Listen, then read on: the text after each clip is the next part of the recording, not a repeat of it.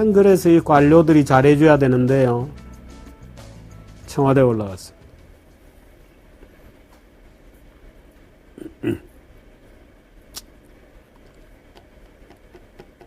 그 강만수는 이러다가 나라가 망하겠다고 본 거예요. 200억 달러 정도 무역 적자를 보겠다 하고 보고서를 써서 청와대에 올라갔어요. 와이스는 경제를 모르죠. 경상적자가 무슨 말인지도 잘 모릅니다. 환율이 뭔지 잘 모르죠. 경제수석이 그 당시 구본영이라는 분이었습니다. 제가 이 실록 이 얘기를, 지나간 얘기를 쭉 하면서 사람 이름을 종종 얘기를 할 수밖에 없는데, 혹시 그 본인이 들으시더라도 요 분야에 관해서 아주 조그만 얘기, 그 잘못을 지적하는 것이지, 총체적으로 혹시 약간 공격하거나 이럴 의도는 전혀 없습니다. 그러니까 이해를 좀 해주시기 바랍니다. 그 당시 구본영 경제수석이 청와대를 지키고 있었어요. YS 문 앞이 지키고 있습니다. 강만수가 이렇게 가다 나라가 망한다. 200억 달러 올해 무역 적자를 보겠다 하고 눈물로 쓴 보고서를 들고 갔는데 구본영 수석이 그 보고서를 보고 찢어버렸습니다. 가치가 없는 보고서다.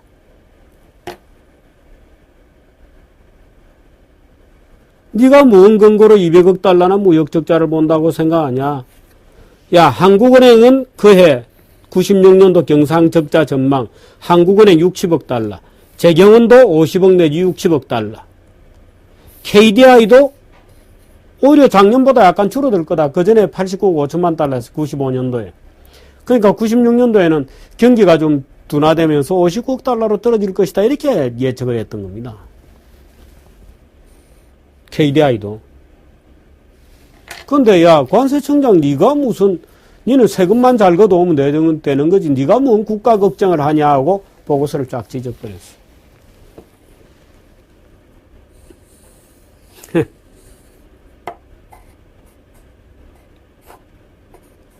그러니 강만수로서는 그로부터 7년, 불과 97년, 불과 1년 한 6, 7개월 남짓 만에 대한민국이 외환위기로 들어가서 그 곡소리가 나지 않았습니까?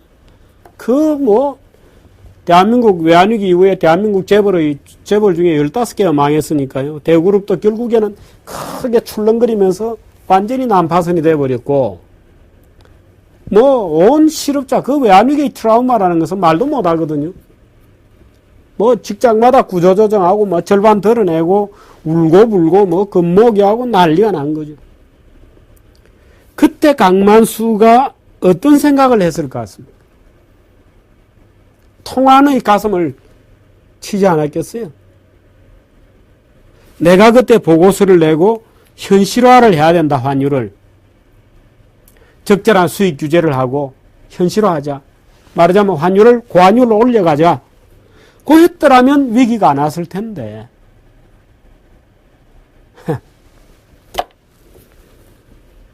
온 국민이 국민소득 $10,000에 취하고 환율이 700원에서 1,400원이 되면 국민소득이 $10,000에서 $5,000가 되잖아요. 그러니까 청와대는, 김영삼은 도저히 받아들일 수 없는 겁니다. 무슨 소리냐 말이야.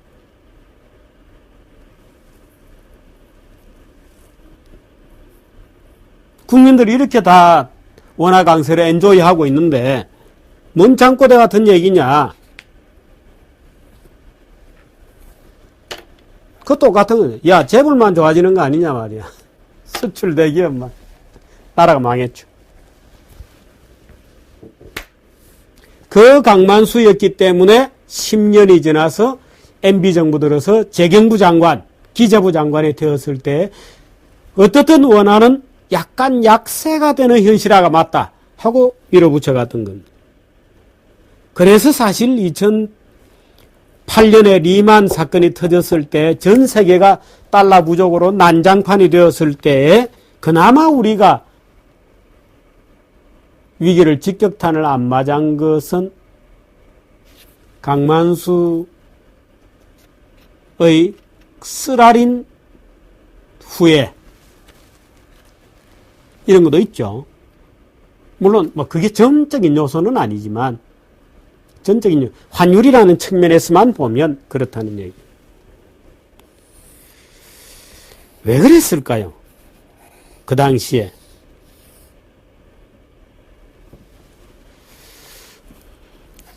그래서 여름이 되었어요. 7월 달이었습니다. 계속 터져나갔습니다. 야, 정말 200억 달러가 될 수도 있겠구나. 여름 되니까 100억 달러가 터져나간 겁니다. 그 전 6개월 만에 그 전해 89억 달러를 넘어선 겁니다. 난리가 났죠. 그때사 청와대가 관세청들어 한번 움직여봐라 하고 내락을 했던 것 같아요. 그래서 우리나라 관세청 생긴 이후 거의 처음으로 강남구에 있는 현대백화점의 관세청 조사직원들이 들이닥쳤습니다. 관세청은 김포에나 있어야지 현대백화점에 나타날 일이 없죠. 그런데 관세청 조사반 직원들이 현대백화점에 들이닥쳤습니다. 강만수의 명령 거칠게 다루어라. 터프하게 해라. 관세청 직원들이 현대백화점에 들이닥쳐서 무슨 온갖 수입품들이 막 있을 거 아니에요. 수입품 가격 표시 제대로 됐나, 원산지 표시 제대로 됐나, 신고 가격을 그대로 적용을 했나 하고 다 꼬리표를 다 떼본 겁니다. 꼬리표를 떼면 물건은 못 팔잖아요. 아마 관세청이 그렇게 행동들을 만들어서 시내백화점까지 말 그대로 난입을 한 것은 그때가 거의 처음이자 마지막 아니었을까 싶은데요. 말하자면 역시 강만수다운 액션이었죠. 그래서 강만수와 그 부하들이 강만수 장관이 직접 오지는 않았겠습니다만은 그래서 필라 제품 같은데 벌금 매기고 보세구역으로 리콜시키고 왜 세금 제대로 안 냈다. 공정위에서도 허위 광고 표시 위반으로 단속하고 소위 이제 행정력을 총동원해서 수입을 잡으려고 했던 겁니다. 환율은 손을 안 대고.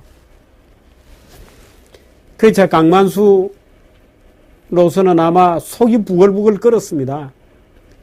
이 빌어먹을 환율을 조정을 해야 되는데 환율 조정 안 하고 수입품을 때려잡아라. 이게 사실 말이 안 되죠. 가격을 조정을 해줘야 되는데 행정지도로 처리해라. 이렇게 된 겁니다. 그 관세청 직원이 공정거래위원회하고 나가서 물론 미국 세관도 이제 그런 식으로 써먹습니다. 예를 들어서 한국에서 들어온 이제 물건을 수입을 좀 적게 하고 싶다 그러면 이제 예를 들어서 이런 적도 있었어요. 그 넥타이를 신발을 했는데 신발에 있는 이 강아지 무늬가 있었던가 봐요. 그림이. 그게 디즈니 그 무슨 개죠? 그거 있잖아요. 디즈니에 나오는 개하고 닮았다. 조사를 해보자고 모든 신발 뚜껑을 다 열어버린 겁니다. 열어라. 그럼 국가가 할 수 있는 거거든요. 그 모든 신발을 다 열고 모든 신발을 다시 패킹을 하잖아요. 돈이 엄청나게 더 들어가죠. 패킹하는데도 돈 들고 인건비 들고 시간은 시간대로 들고 금융비용은 금융비용 들어 나가고 망하는 거죠. 그래서 우리나라 신발에서 몇 개 망했습니다. 넥타이를 수출했는데 넥타이에 있는 무늬가 미국 지폐에 나오는 도안하고 비슷하다. 통관보류. 그 회사 망하는 겁니다. 포장 다 뜯어. 그럼 망하는 거죠. 말하자면 그런 식으로 강만수 세관 관세청에서 시내백화점까지 들이닥쳐서 그러니까 사실 우리가 이미 우리 경제 문제가 터졌던 겁니다. 근데 그걸 다 모른 척 했죠. 이미 터져 있는 문제인데 모른 척 했던 거예요. 물론 그 당시에 이제 여러 가지 이유가 있었습니다. YS가 세계화를 부르짖은 이후로 OECD 가입을 서두르던 중이었거든요. OECD 가입을 서두르던 중이었습니다. OECD 가입하는데 1만 달러는 돼야 되지 않겠는가, 국민소득이. 또 그 당시 자본 수지도 많이 들어왔어요. 말하자면 한국이 돈 투자가 많았습니다. 증권시장은 개방이 있기 때문에 증권시장에 OECD 가입을 앞두고 이제 주식 투자 이런 것도 많았죠. 그 자본 수지가 96년만 하더라도 170억 달러나 들어왔거든요. 그러니까 달러가 모자라지 않는다고 착각한 겁니다. 그 돈은 일시에 빠져나가버린 그 말인데 지금도 그렇게 착각하는 사람이 많습니다. 자본수지하고 경상수지하고는 질이 다릅니다. 자본수지는 언제든지 들어왔다가 언제든지 빠져나가는 거죠. 그래서 그건 카운트하면 안 됩니다. 빠져나간다고 카운트를 해야죠. 그 당시 재경은 장관이 한승수 부총리였습니다. 한승수 부총리.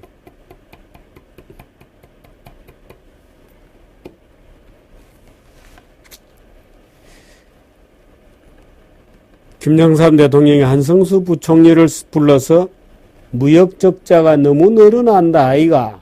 무역적자 절반으로 줄이라. 이랬던 겁니다. 무역적자를 절반으로 줄여라. 고 하면서 대통령이 강조한 얘기가 에너지 소비를 줄이봐라.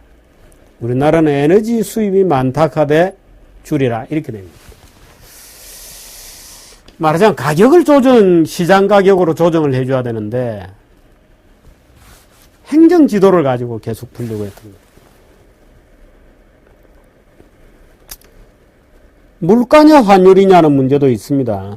환율이 올라가면 말하자면 원화가 저평가되면 수입 물가도 올라가죠. 우리나라는 수입 물가가 주는 영향이 굉장히 큽니다. 예를 들어서 에너지 가격이 대표적이죠. 예를 들어 석유 한 바렐을 사는데 국제 가격은 100달러다. 근데 우리 돈으로는 100달러가 예를 들어서 7만 원이다. 하다가 국제 가격은 그대로 있는데 환율이 예를 들어서 1,400원이 됐다. 그럼 700원 주고 사던 거를 7만 원 주고 사던 거를 이제 14만 원 줘야 되잖아요. 그게 물가가 2배로 올라가는 거죠. 기름값에서부터. 그 당시 물가 목표가 4.5달러였습니다. 야, 절대로 환율은 올리지 마라. 물가를 잡아라. 이렇게 된 거예요. 경제라는 것은 원래 그런 겁니다. 경제는 원사이드라는 게 없습니다. 제가 중앙은행에 대해서 설명할 때 말하자면 남학신과 우산장사를 둔 엄마와도 같은 거죠. 지금 중소기업을 살린다고 박근혜 당선인이 다 살리겠다 이러는데 다 안 사라집니다. 예, 그건 남학신도 있고 남학신 장수도 있고 우산 장수도 있거든요. 그거 다 살리는 것은 불가능입니다. 그래서 정부는 중립을 유지하고 시장에서 업자들끼리 치고받는 거죠. 그럼 물가 올리지 마라 이렇게 된 겁니다. 에너지 전략하고 에너지 가격을 올리는 대신에 전략을 해서 수입을 줄이고 물가도 4.5%로 잡아라.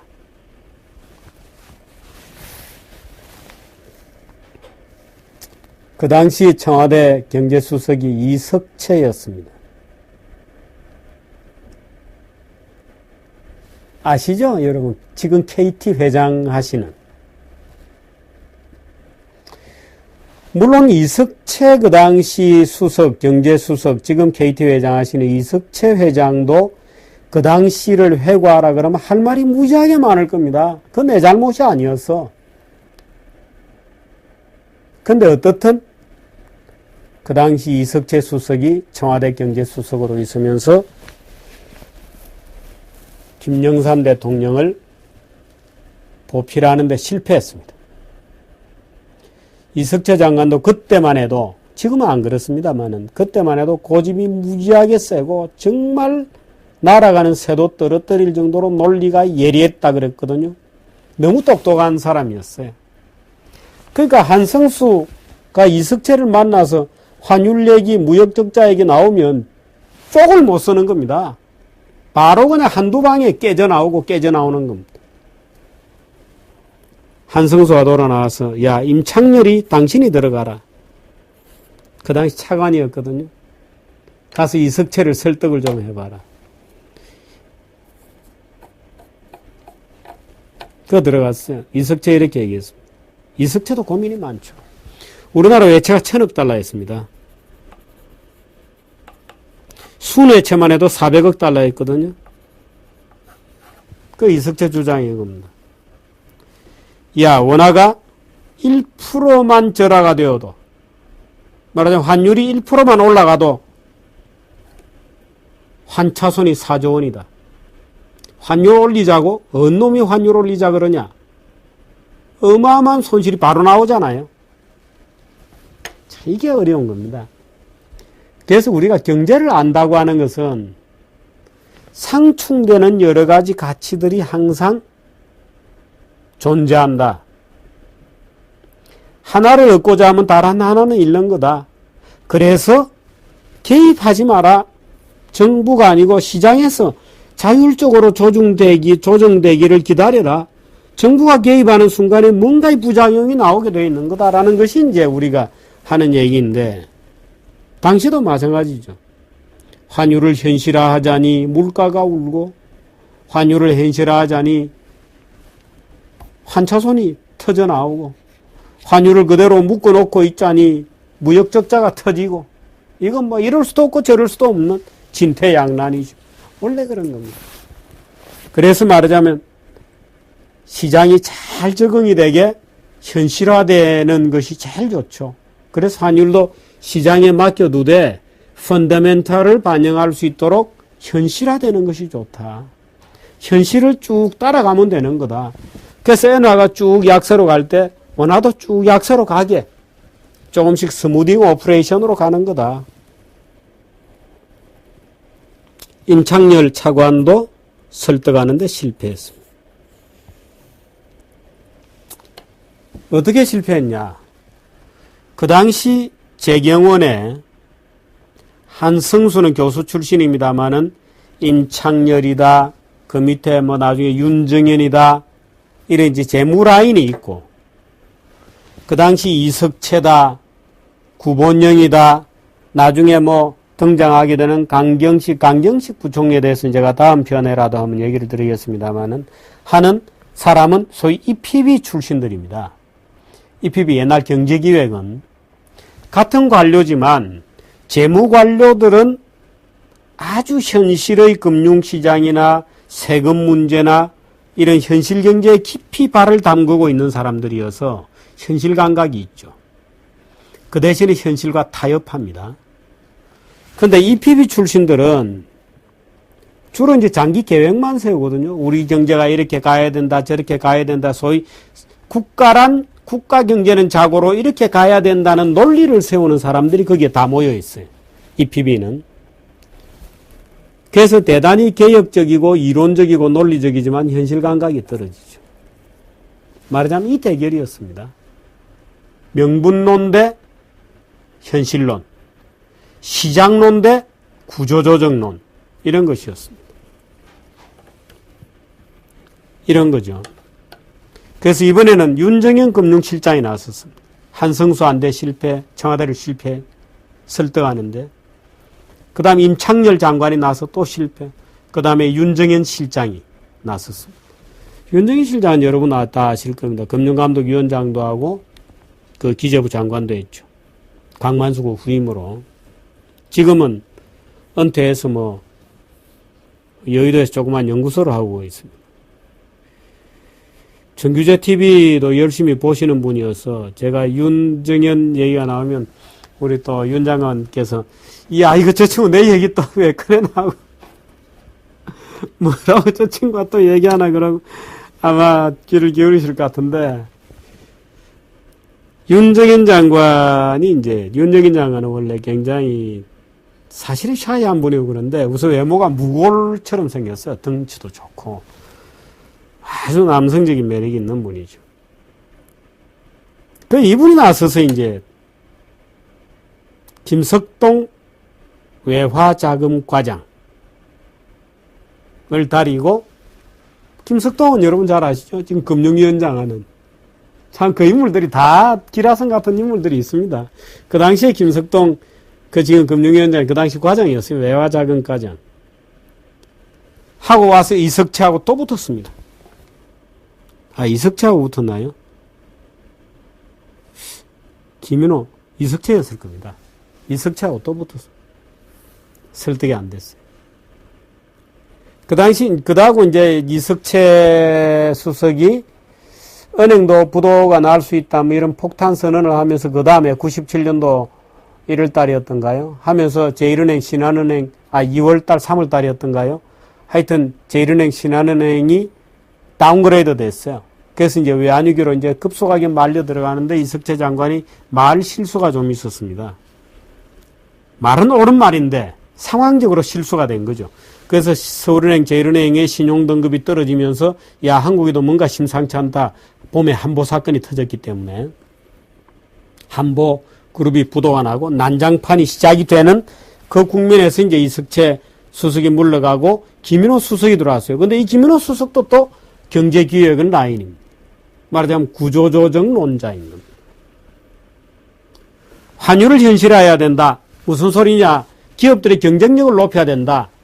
이런 것이었습니다. 김인호 수석도 그렇고 나중에 강경치 장관도 그렇고 이석채 수석도 논리가 이런 거죠. 야, 언제까지 기업들이 환율로 먹고 살 거냐, 수출 기업들이. 700원, 800원에도 수출해서 이익이 나게 경쟁력을 강화해라. 그 이석채 장관이, 이석채 경제수석이 들고 나왔던, 그러면은 우리나라 경상적자가 94년에 45억 3천만 달러, 95년에 89억 5천만 달러, 96년에 237억 달러나 터지는데 그 와중에 이석채 장관이 내놨던 거는 뭐냐? 오케이, 경쟁력 10% 배가하자. 환율을 10% 끌어올리는 대신에 우리 국내 요소 가격을 10% 떨어뜨리면 될 거 아니냐? 말은 맞죠. 말은 맞죠. 환율을 10% 끌어올리는 대신에 기업들이 경쟁력을 10% 더 강화하면 될 거 아니냐? 맞죠. 그래서 물류비를 떨어뜨리고 소위 경쟁력 10% 올리기 대책을 내놓은 겁니다. 정상적인 상황이라면 그 방법이 전공법이죠. 맞습니다. 환율을 인위적으로 끌어올리는 것보다는 우리 경제의 체질을 강화해서 낮은 환율에도 견딜 수 있도록 우리 기업들의 경쟁력이 높아지면 되고 임금을 좀 떨어뜨리고 물류 비용을 좀 떨어뜨려서 기업들이 낮은 환율에도 이익이 날 수 있는 마진 구조를 만들어가면 되죠. 말하자면 구조조정을 하자. 경쟁력을 갖추자. 무슨 소리냐? 환율부터 현실화하고 봅시다. 라고 하는 소위 현실화론하고 구조조정론이 대격돌을 하기 시작한 겁니다. 그런 논란은 지금도 우리나라에서 계속되고 있습니다. 지금도 계속되고 있습니다. 그래서 관료도 두 가지 타입이 있는데요. 그래서 EPB와 재무부의 이 양대 경제 관료들의 소위 구조조정이 우선이다. 무슨 소리냐? 시장 가격이 우선이다고 하는 굉장히 치열한 논쟁은 지금도 계속되고 있습니다. 최근에 이제 원화가 1100원까지 쭉 밀려 내려오고 있잖아요. 이 과정에서 또 이제 업계들은 또 죽겠다고 아우성이고, 엔화가 또 그때처럼 바닥을 치고 75엔까지 치고 지금 또 슬금슬금 올라와서 90엔까지 지금 이제 올라와 있잖아요. 아직은 100대 1의 균형에서 우리 쪽으로 유리하게 되어 있습니다. 지금 10대 1이 아니고 약 12대 1 정도 되어 있거든요. 원엔이. 그럼 우리 쪽에 이제 지금 말하자면 흑자가 쌓이게 되어 있죠. 아직은 여유가 좀 있는데 현실화돼서 100원에 근접해서 다시 원엔이 10대 1이 정도, 10대 1 정도가 된다면 아마 일본 쪽으로 주도권이 넘어가겠죠.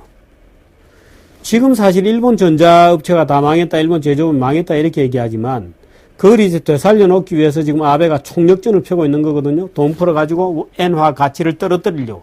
말하자면 엔화가 달러에 대해 지금 85엔, 86엔 그렇습니다만은 90엔, 100엔 이렇게 밀어 올리겠다는 겁니다. 그렇게 되면 이제 반사적으로 우리 기업들이 이제 터져나가기 시작하는 겁니다. 다시 이제 지금 환율이 역전 과정에 들어있거든요. 이제 그런 과정이 94년부터 97년까지 계속 진행이 되었던 겁니다.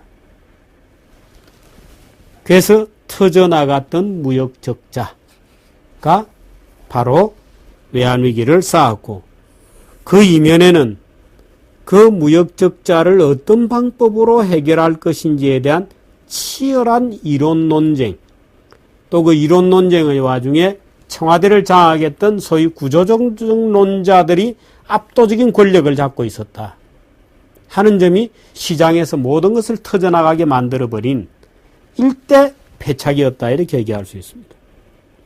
물론 구조조정론자들의 주장대로 구조조정이 일시에 되면 되죠. 근데 그게 되나요? 그래서 인건비 떨어뜨리자, 물류비 떨어뜨리자 하면서 했는데, 국회에서 뭐 인건비 좀 떨어뜨리자고 노동시장 유연성 조치를 하자마자 난장판 됐죠. 뭐 노동자비 들고 일어나고 총파비 들어가고 엉망돼버린 겁니다.